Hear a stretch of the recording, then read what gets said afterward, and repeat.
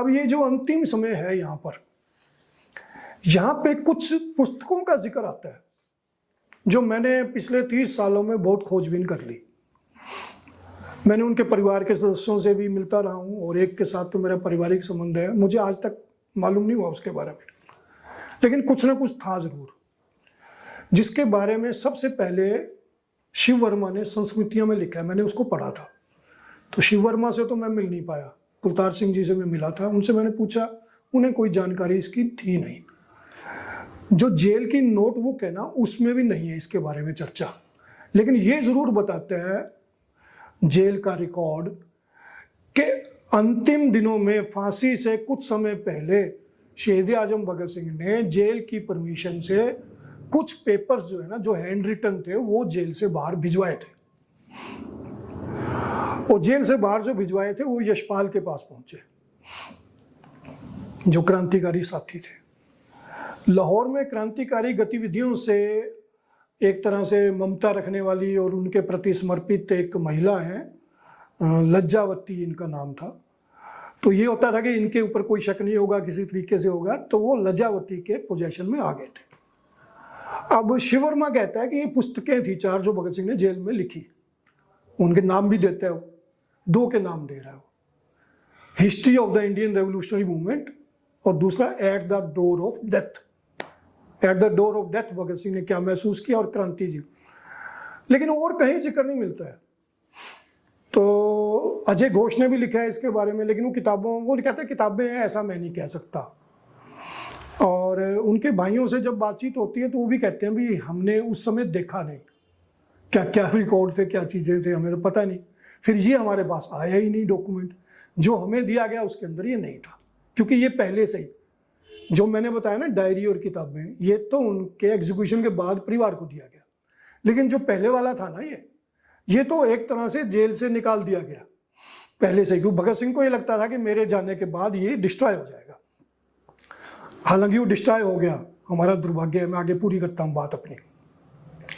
यशपाल से लज्जावती के पास चला गया। लज्जावती ने ये विजय कुमार सिन्हा को दे दिया। विजय कुमार सिन्हा को कारावास हुई थी 47 के बाद, वो रिहा हो गए, उनको दे दिया था ये किताब। और नहीं, 47 से पहले की घटना है, वो रिहा हो गया, उनको दिया। विजय कुमार सिन्हा ने 1942 के आंदोलन से पहले ये किसी एक ऐसे व्यक्ति को दे दिया जो क्रांतिकारी तो नहीं थे, उनके प्रति सहानुभूति रखते थे, और 1942 के आंदोलन में यूपी में बहुत जबरदस्त कहर डाला था, ब्रिटिश साम्राज्य ने बहुत जबरदस्त मारा था लोगों को।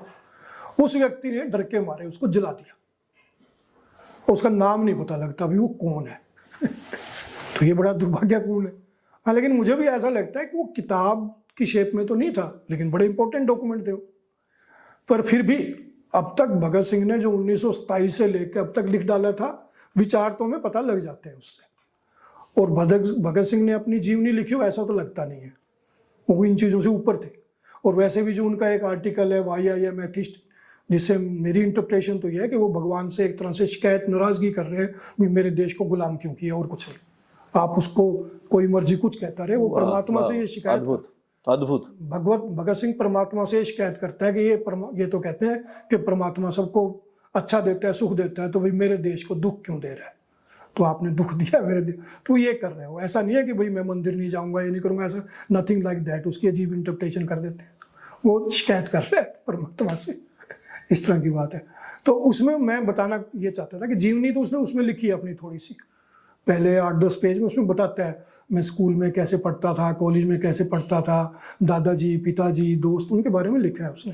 तो बहुत ज़्यादा नहीं, क्योंकि इस तरह के जो व्यक्ति होते हैं बहुत ज़्यादा अपने ऊपर चीज़ें नहीं लिखते हैं, तो ऐसा उसने लिखा हो। लेकिन किताबें वो जो भी डॉक्यूमेंट डिस्ट्रॉय हो गया, उसका एग्जैक्ट हमें कुछ मिलता नहीं है क्या चीज़ है।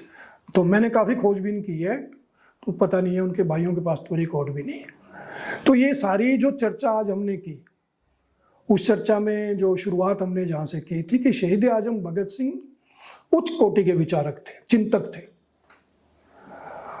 कट्टर राष्ट्रवादी थे, कट्टर देशभक्त थे, और वो मौलिक चिंतक है। उसने किसी की फिलॉसफी को अपने ऊपर नहीं डाला, उसने अपनी फिलॉसफी स्वयं अपनी तैयार की थी।